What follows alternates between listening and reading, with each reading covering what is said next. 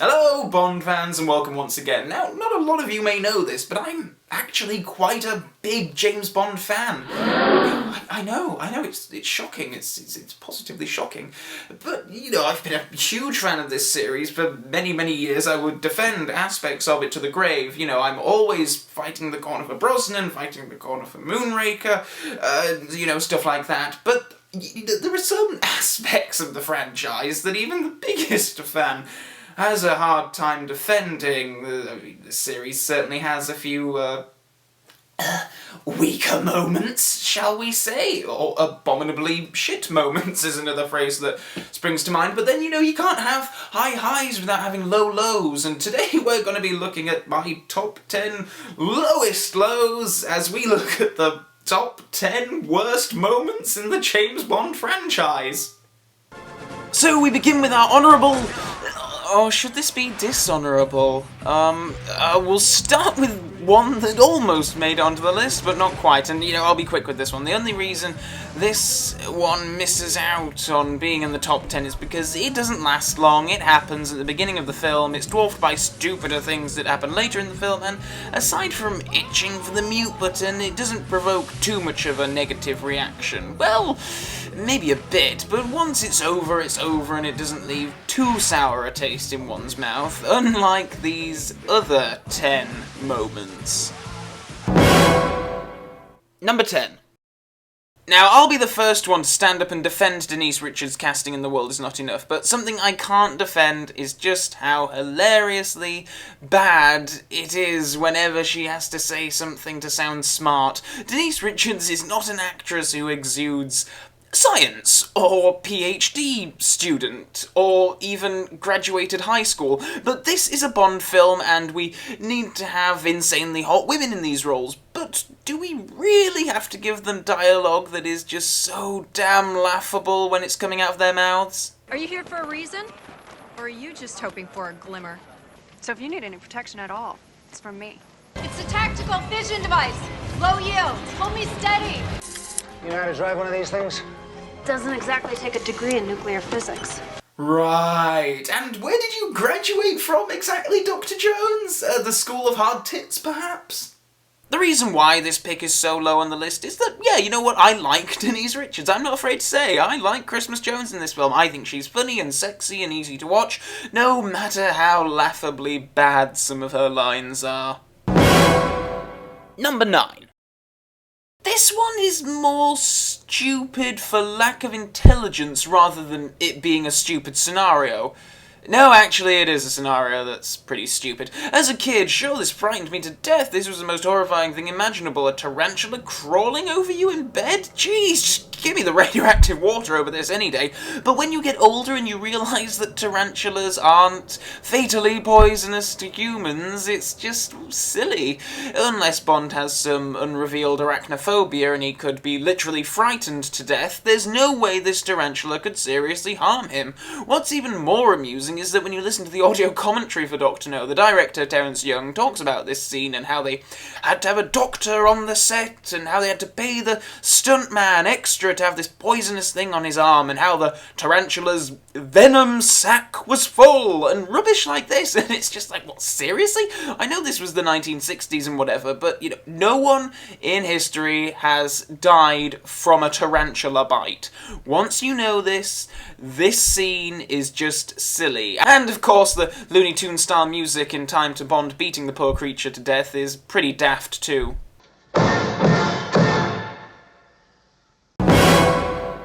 Number 8. I don't think it's the actual concept of this one that I have a real issue with, it's just the execution. Look, Jaws was never a hugely serious character to begin with. Even in The Spy Who Loved Me, he was played for laughs a good few times, so the idea of him falling in love and switching to the side of good isn't unfathomable, but the way he meets his girlfriend, Dolly, is just like, what?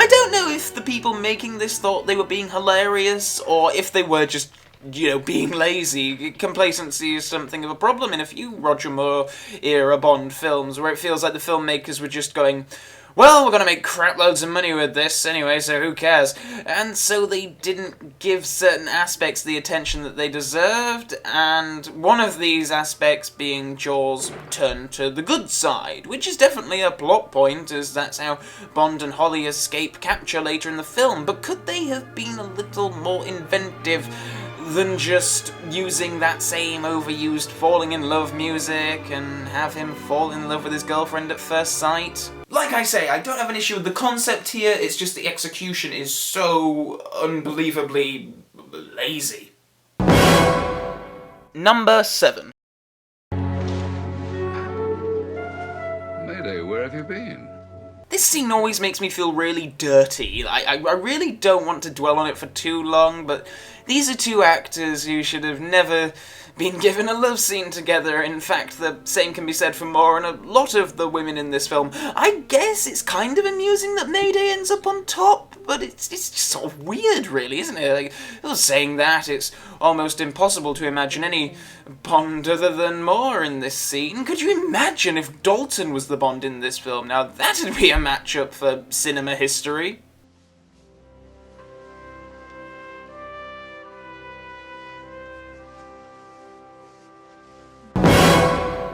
Number 6.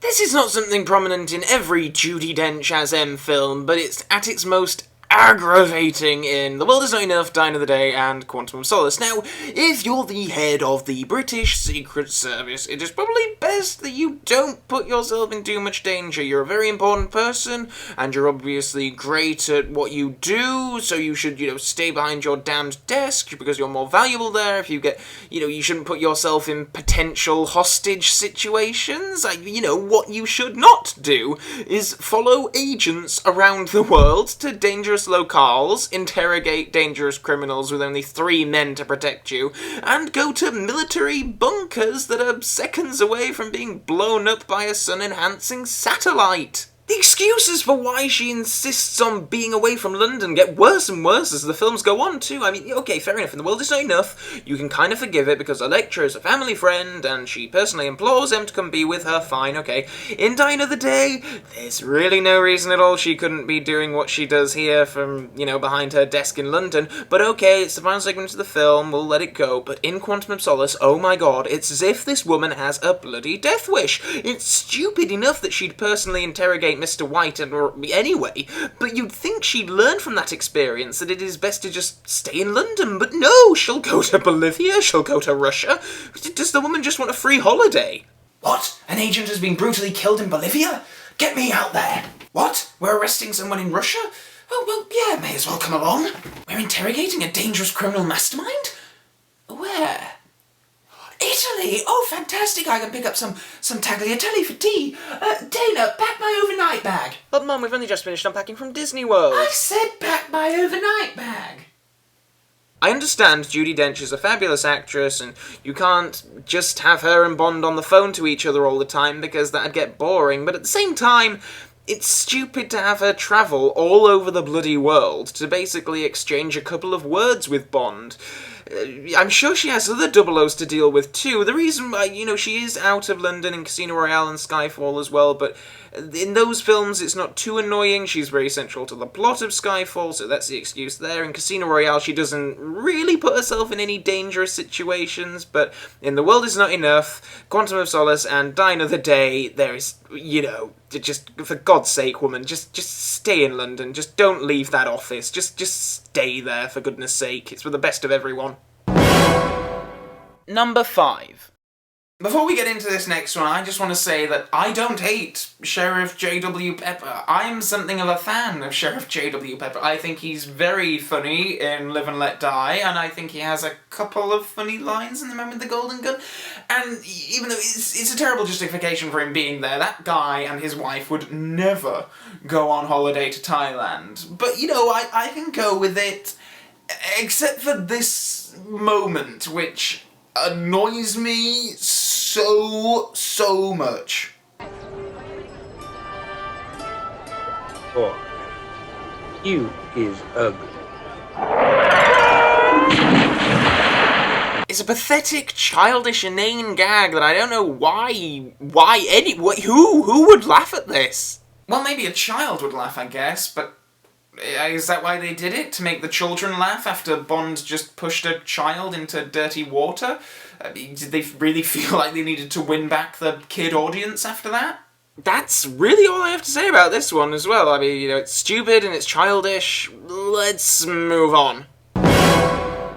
Number 4. I think everyone would agree that one of the first elements you'd think of when someone says spy to you is physical disguise, and it's really quite strange that a spy franchise built around a spy would hardly ever include any element of disguise. But maybe that's a good thing, because one of the very few times Bond did don a physical disguise, we ended up with this. It wasn't until years after first watching You Only Live Twice that I realised Connery's appearance had in any way altered for the latter section of the film. It is absolutely inconceivable that anyone would think this guy is Japanese. He's 6'2", he speaks Japanese with a Scottish accent, his eyes are clearly those of an Anglo-Saxon descendant. The whole thing is the whole point of this disguise is to not look conspicuous, but I'm pretty sure the sight of a man like that would prompt more tongue-wagging than if Kissy did just get married to some Scottish bloke. It's hilarious, they have this huge Ken Adam designed room and a whole team of women working on Connery's face. For him to come out like that? Seriously, I could do better than that in 5 minutes with a bit of sellotape. What's worse is that all the makeup seems to vanish later on once Bond gets into the volcano. If you're going to commit to such a thing, at least have the decency to match the continuity. Sean Connery is a great actor, probably one of the best ever to have existed, but his range when it comes to playing people of foreign nationalities is, well, it's far from good. おはようございます。I don't suppose a wee girl like you could tell me where I could find some haggis on a wee island, I mean sushi, on a wee island like this. Number 3. Ah, yes, I'm sure all Bond fans love to shit on this bit like a pigeon. The Bondula scene in Moonraker is quite crap. Well, look, you know, okay, I'm okay with it until the thing inflates and goes on land. It just makes no sense. Why on earth would a world super spy drive through one of the most tourist-infested places on Earth in the most conspicuous mode of transport since Dr. No's Dragon Tractor? Do you not think that a stunt like this is not going to get into some kind of local paper? But anyway, of all the reaction shots in Bond, this is the one that went too far. You know, whenever in the Roger Moore era, whenever Bond does anything like this in a public area, you know, you're going to get a shot of a drunk, you're going to get a shot of a kid, you might get a shot of an animal, and you know what, it's tolerable to have a drunk looking on in shock. It's barely passable to have a noble dog looking on, but a double-taking pigeon is taking the piss.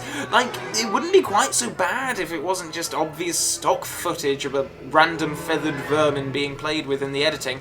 If it was just raw film of a pigeon actually double-taking. It would be highly inappropriate still, of course, but I would, you know, be impressed that a pigeon could be trained to do such a thing.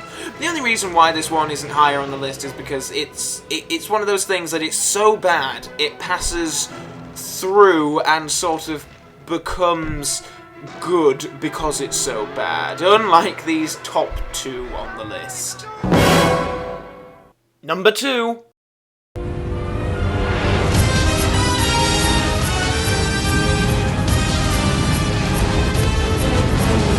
Yeah, you knew this one was gonna be here, didn't you? Like, you can't have a discussion about the worst moments in the James Bond franchise without talking about this disgustingly trite sequence. Does anyone actually like this scene at all? Like, you know, Bond has jumped plenty of sharks and crocodiles in his 50-plus years of existence, but good lord, this is just unforgivable. I wish I could have been a fly on the wall in the script meeting when this bit was suggested. Now, I'm not going to point any fingers as to whose idea this was, but my money's on the guy who wanted Die Another Day to feature Sean Connery as an old James Bond mentoring Pierce Brosnan, also as James Bond. I'm looking at you, Tamahori. it's just so ill-judged. I've never really liked Tamahori's attitude to this film. Whenever he gives interviews and the like, he always comes across as very flippant, and while he certainly understands that there are certain elements to Bond films, elements that of course include girls, gadgets, cars, and one of them being stunts, his answer to not being repetitive with those elements is not to shake them up, like in GoldenEye and Skyfall, but instead to just turn those elements up to 11. So this windsurfing monstrosity counts as one of our Bond stunts, I guess. Does it count as a stunt, though, if a real person didn't actually do it? You can't let this moment go past either without mentioning the absolutely appalling CGI. I mean, look at the movements that Brosnan's making. It looks like he's made of rubber. Number 1. I was really torn between this choice and the windsurfing scene as to which to put at number 1, and this one, I put this one at number 1 because while I really do think a strong case can be made for that windsurfing scene as the worst scene in any Bond film ever, it's not like it's shitting on anything, if you know what I mean. It's like it's a crap moment in a crap film, and while a lot of people consider this next film to be crap, the moment... Okay, the slide whistle sound effect in The Man with the Golden Gun shits on one of the most incredible stunts in the history of cinema.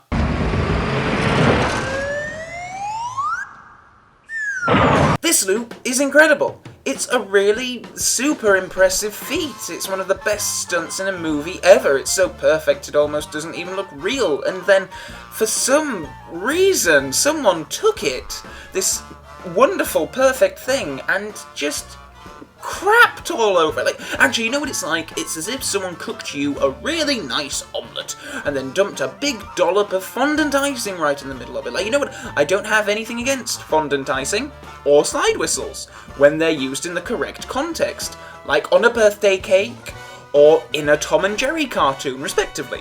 However, using such an effect here is just downright bizarre and bewildering and beyond annoying, really. It just makes you think, well, fine, fuck you, film, I'm not even going to bother continuing with this if you're going to rob me of a moment that should be just it should be the best thing in the film, frankly. Apparently John Barry is the guy to blame for this whole whistle sound effect, and he later went on to apologise and said that he regretted putting it on. I guess this film must have just been a very lazy time for John Barry. I mean, the lyrics to the title song aren't exactly oozing with intelligence, but, you know, maybe it's best that they got a different composer in for the next film. Anyway, whether Barry's sorry or not, the slide whistle is there and it's crap. It's one of those things, like, I'm not for people going in and tinkering with films that are old, or like, you know what George Lucas does with the Star Wars films? It's really annoying. I wish they wouldn't do it. But for this, Jesus Christ, I wish someone would take out that slide whistle. You know, I really like it on the inside, The Man with the Golden Gun documentary on the DVD. They play this shot with some good John Barry music over it, and it makes such a difference. It's awe-inspiring when you see it in, you know, with the correct sound design. It's just, you know what, the reason why this is number 1 and not the windsurfing scene is because the windsurfing scene is shit, but it's always going to be shit. You know, it was always going to be horrible, whereas this, I think this is my number 1 because it induces more anger than anything else on this list. This should be an incredible moment. It should be the best, like I say, it should be the best bit of the film. And then they do just put a fucking slide whistle over it. Just why? Oh, if I had that slide whistle, I just want to stamp on it and break it into a million pieces. May it serve as a constant reminder to future Bond filmmakers to never commit such a sin ever again. So, how was that? Was I too hard on the slide whistle and too easy on Denise Richards? I'd be very interested to see what your lists are, so please list them below in the comments section below, or even on my Facebook page, which a link will be appearing to around about now. But until next time, Bond fans,